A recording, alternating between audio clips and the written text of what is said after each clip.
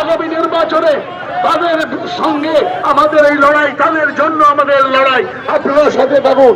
আমরা সমস্ত কর্মীদের বলছি এবং নেতাদের বলছি, পুরো 7 পয়েন্ট আপনারা ঘিরে নিন, যাতে মানুষ বুঝতে পারে এলপিজির দাম কিরকম ভাবে বৃদ্ধি পেয়েছে। এবং আপনারা জানেন যে 45 লক্ষ মানুষের নাম এখনো আন্ডার রিভিউ রয়েছে। তার সত্ত্বেও কিভাবে নির্বাচন ঘোষণা করা হলো। আমরা বারংবার বলেছিলাম লিস্টটাকে বাইরে বার করুন, সব কটা কেস আপনাদের লিস্টে করুন, তারপরে নির্বাচন ঘোষণা করুন। হঠাৎ বিনা অনুমতিতে, বিনা নোটিশে গ্যাস বাড়িয়ে দিল গ্যাসের দাম, এবং সাধারণ মানুষ গ্যাস পাচ্ছে না। সে গাছ দিয়ে চলছে কলবাজারি। আজকে এই পিছনে একটা গভীর চক্রান্ত চলছে। এখানেও নির্বাচন ফান্ডে টাকা করার পরিকল্পনা চলছে, এবং যে সমস্ত আদানি আম্বানিরা আজকে প্রকৃতপক্ষে এরা নরেন্দ্র মোদীর হয়েই এরা কাজ করছে, এবং নরেন্দ্র মোদীও এদেরকে সম্পূর্ণভাবে এদেরকে এইসব অসাধুভাবে টাকা তোলার সুযোগ করে দিচ্ছে। এবং এই জন্য মানুষের প্রাথমিক অধিকার, ভোটাধিকার লঙ্ঘিত হচ্ছে। এজ এ চিফ মিনিস্টার এটা দেখা উচিত ছিল, কিন্তু সেটা দেখেনি। ওনার কাছে ওনার স্বার্থটাই সবচেয়ে বেশি। এই জন্য আজকে আমরা জাতীয় কংগ্রেস, বিজেপির এগেন্স্টে, তৃণমূলের এগেন্স্টে দাঁড়াই না। আমরা তাদের জন্য আছি এবং তাদের জন্য আমরা ছিলাম, আছি এবং আগামী দিনেও থাকবো। কারণ আমরা কনস্টিটিউশনে বিশ্বাস করি, মানুষের ভোটের অধিকারকে বিশ্বাস করি। গ্যাস দাম বেড়েছে, গ্যাস পাওয়া যাচ্ছে না, মানুষকে হয়রানি করছে এই মোদি। দিনের পর দিন মানুষকে লাইনে দাঁড় করে রাখছে। তারই প্রতিবাদে আজ আমরা পাক সরকার 7 পয়েন্ট অবরোধ করেছি শুভঙ্কর সরকারের নেতৃত্বে। আগামী নির্বাচনে তাদের সঙ্গে আমাদের এই লড়াই, তাদের জন্য আমাদের লড়াই। আপনারা সাথে থাকুন।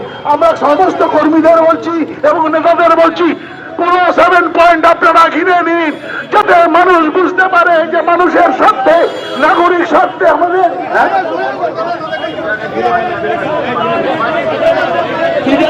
মাঝখানে থাকুন। এবং যারা সহকর্মীরা আছেন, সহযোদ্ধারা আছেন, তারা 7 পয়েন্টকে পুরো মানসিক করে আটকানি রাস্তাঘাট যাতে এই প্রচার হয়।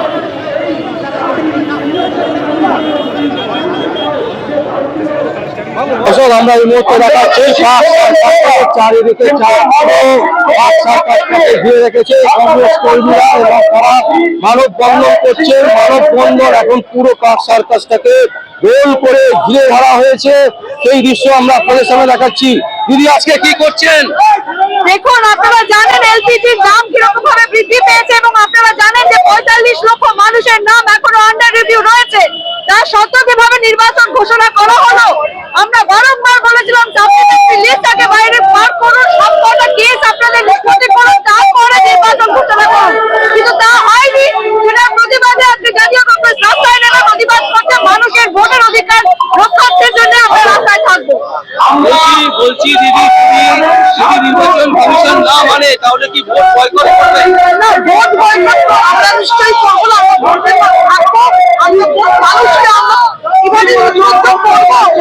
কংগ্রেস এতগুলি বছর সপ্তাহে এসআইআর করেছে, কোনোদিনই অরাজকতা সৃষ্টি হয়নি। আজকে এই যে অরাজকতা সৃষ্টি হয়েছে বিজেপির আমলে, এইটুকু চোখের আঙুল দিয়ে মানুষের তুলে ধরতে আমাদের কাজ। আমরা 7 বারে এসআইআর করেছি, একবার এসআইআর করেছে এই দিয়ে আমাদেরই দেখালো 2002-তে। আজকের এসআইআর সেই পথে না আছে, কেন এনএলসি করতে হলো এসআইআর এর আড়ালে আমাদের প্রশ্ন থাকবে। আমরা এই নিয়ে প্রতিদিন পথে থাকবো। মমতা ব্যানার্জি কেন চুপ করে আছেন কেন? কারণ মমতা বন্দ্যোপাধ্যায় এই ঘটনাকে ক্রিয়েট করেছে। মমতা বন্দ্যোপাধ্যায় আর বিজেপি মিলে আজকে 42 লক্ষ মানুষের জীবন, তাদের যে জীবিকা আজকে আমরা তার বিরোধিতা করতে এবং এলপিজি গ্যাসের অস্বাভাবিক মূল্য বৃদ্ধি এবং এলপিজি গ্যাস যে যুদ্ধকালীন পরিস্থিতিতে তার জন্য প্রিপেড করা উচিত ছিল। সরকার তার নয়, সেটাও চোখে দেখানোর জন্য। 1990 সালেও পোশাক অধিবেশন হয়েছে, আপনারা জানেন। তখন কেন্দ্রের সরকার ব্যবস্থা করতে পারে, তাহলে এখনকার সরকার কেন পারবে না? আমাদের সেটাই প্রশ্ন নিয়ে দিদি মহোদয় চুপ কেন? আমরা কিন্তু উনি কখনোই সাধারণ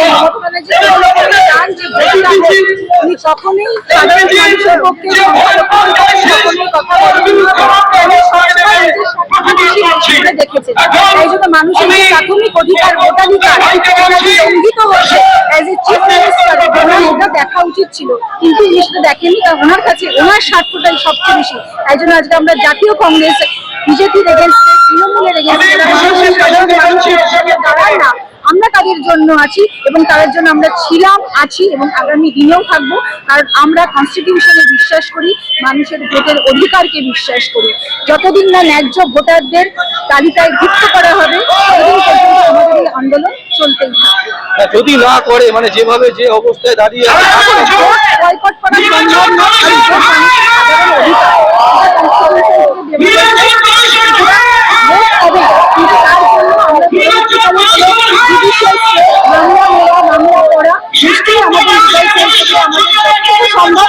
সাধারণ মানুষের পাশে আমরা নিশ্চয়ই দর্শক আমরা দেখাচ্ছি, দেখুন এই মুহূর্তে পাক সরকারের চারিদিকে ঘিরে রেখেছে যে 60 লক্ষ বিচারাধীন ভোট এই মুহূর্তে আছে, বিচারাধীন আছে। এই বিচারীদের তালিকা প্রথম পর্বে 7 দিনের মধ্যে প্রকাশ করতে হবে এবং যেভাবে দ্রব্যমূল্য বৃদ্ধি প্রতিবাদ হচ্ছে আমরা দেখাচ্ছি। বয়স্ক লোকেরাও কিন্তু আজকে এই মানববন্ধনে আছে, মানববন্ধনে আমরা দেখাচ্ছি। আজকে কি করছেন, মানে কেন এই পাক সার্কাসের মোড় ঘিরে রেখেছে? নির্বাচন কমিশনার যেভাবে অবৈধভাবে ভোটার লিস্টের নাম সম্পূর্ণ যাদের নাম এখনো ঝুলে আছে তাদের নাম এখনো না তুলে নির্বাচন ঘোষণা করেছে এবং নির্বাচন ঘোষণার আগেই বাংলার মুখ্যমন্ত্রী যে সম্পূর্ণ অগণতান্ত্রিকভাবে অবৈধভাবে যে পুরোহিত ভাতা আমার এবং যে ইমাম ভাতা ঘোষণা করে যে ধর্মের মানুষদেরকে তিনি পেতে চাইছেন এবং গ্যাস যেভাবে 60 টাকা হঠাৎ বিনা অনুমতিতে বিনা নোটিশে গ্যাস বাড়িয়ে দিল গ্যাসের দাম এবং সাধারণ মানুষ গ্যাস পাচ্ছে না, সে গাছ চলছে কলবাজারি। আজকে এই পিছনে একটা গভীর চক্রান্ত চলছে, এখানেও নির্বাচন ফান্ডে টাকা দেওয়ার পরিকল্পনা চলছে এবং যে সমস্ত আদানি আম্বানিরা আজকে প্রকৃতপক্ষে এরা নরেন্দ্র মোদীর হয়েই এরা কাজ করছে এবং নরেন্দ্র মোদীও এদেরকে সম্পূর্ণভাবে এদেরকে এইসব অসাধুভাবে টাকা তোলার সুযোগ করে দিচ্ছে এবং এই আম্বানিরা অদূর ভবিষ্যতে হয়তো আমরা দেখবো যে পুরো গ্যাসের যে ব্যবস্থাটাকে তারা নিজেদের কবজায় নিতে চাইছে। যে সমস্ত ছোট ছোট ডিলাররা যে করে থাকছে তাদের ভাগ করতে চাইছে এবং সরাসরি আম্বানি আদানি এরাই এই সমস্ত কন্ট্রোল করবে এবং এই সমস্ত ব্যবসায় তাদের পুঁজি খাটাবে এবং তারা সাধারণ মানুষকে এইভাবেই শোষণ করবে এবং এরই বিরুদ্ধে আজকে আমাদের পশ্চিমবঙ্গ প্রদেশ কংগ্রেসের সভাপতি শুভঙ্কর সরকার মহাশয়ের নেতৃত্বে আমরা আজকে পাক সার্কাস এই 7 পয়েন্টে আমরা আজকে সমস্ত রাস্তাকে আমরা চারিদিক থেকে আমরা ঘিরে আমরা আমাদের এই যে প্রতিবাদ নির্বাচন কমিশনের বিরুদ্ধে এবং বাংলার মুখ্যমন্ত্রী যে মুখ্যমন্ত্রী মুসলিম সমাজের মানুষকে বলে দুধের গাই, এবং সেই দুধের গাই বলে তাদেরকে অপমান করে এবং সেই মুখ্যমন্ত্রী আবার দেখা যাচ্ছে যে ইমাম ভাতা এসব দিয়ে আবার মুসলমানদের হাতে নিতে চাইছে। তাদের এই জঘন্য অগণতান্ত্রিক পদ্ধতিকে এবং সাম্প্রদায়িক যে পরিবেশ তৈরি করছে তার বিরুদ্ধে আমাদের এই আন্দোলন। একদমই আমরা দেখাচ্ছি দর্শক যে পুরো 7 পয়েন্ট পাক সার্কাসের যে 7 পয়েন্ট সেই 7 পয়েন্ট কিন্তু ঘিরে দেওয়া হয়েছে এবং পুরো দৃশ্য আমরা তুলে ধরছি আপনাদের সামনে। এবারে পাক সার্কাসের যে 7 পয়েন্ট সেই 7 পয়েন্ট কিন্তু পুরো ঘিরে রাখা হয়েছে এবং সেই দৃশ্য আমরা দেখাচ্ছি। দেখুন চারিদিকে পুরো একদম টোটাল পাক সার্কাস এই মুহূর্তে কিন্তু বন্ধ। 7 পয়েন্ট যেটা আমরা দেখি পাক সার্কাসে সেই 7 পয়েন্ট কিন্তু একেবারে ক্লোজ করে দেওয়া হয়েছে, বন্ধ করে দেওয়া হয়েছে। সেই দৃশ্য আমরা আপনাদের সামনে তুলে ধরছি। এখানে আমরা দেখাতে চাইছি যে দেখুন পাক সার্কাসের মোড়ে একেবারে 7 পয়েন্ট যেটা আছে সেটা কিন্তু ঘেরাও। আজকে কেন আপনারা 7 पॉइंट घिरे রেখেছেন কেন? गैस का दाम बढ़ा है इसलिए हम लोग कर रहा है কেন কেন? গ্যাসের দাম বেড়েছে, গ্যাস পাওয়া যাচ্ছে না, মানুষকে হয়রানি করছে এই মোদি। দিনের পর দিন মানুষকে লাইনে দাঁড় করিয়ে রাখছে। তারই প্রতিবাদে আজ আমরা পার্ক সার্কাস 7 পয়েন্ট অবরোধ করেছি শুভঙ্ক সরকারের নেতৃত্বে। কেন আজকে কেন 7 পয়েন্ট ঘেরাও কেন? 7 পয়েন্ট কেন ঘেরাও কেন? গ্যাসের জন্য দাদা। গ্যাসের জন্য। হ্যাঁ,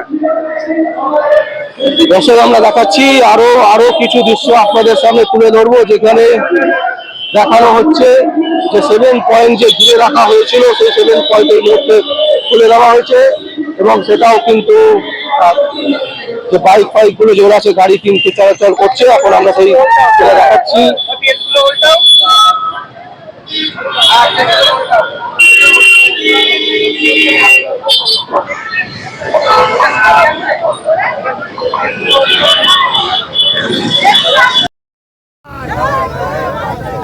এই লড়াই লড়াই লড়াই চাই, বন্দে মাতরম, জাতীয় কংগ্রেস জিন্দাবাদ, জিন্দাবাদ, জিন্দাবাদ। এই আমাদের লড়াই চলছেই চলবে, এই আমাদের সংগ্রাম চলছেই চলবে, বন্দে মাতরম, জাতীয় কংগ্রেস। এই আমাদের সংগ্রাম চলছেই চলবে, এই লড়াই চলছেই চলবে। এই রান্নাঘাটের দাম বাড়ছে কেন? মোদি সরকার জবাব চাই, জবাব দাও। এই রান্নাঘাটের দাম বাড়ছে কেন? মোদি সরকার জবাব চাই, জবাব দাও। এই মানুষের রান্নাঘাট পাচ্ছে না কেন? মোদি সরকার জবাব চাই, জবাব দাও। এই জবাব তোমাকে দিতে হবে।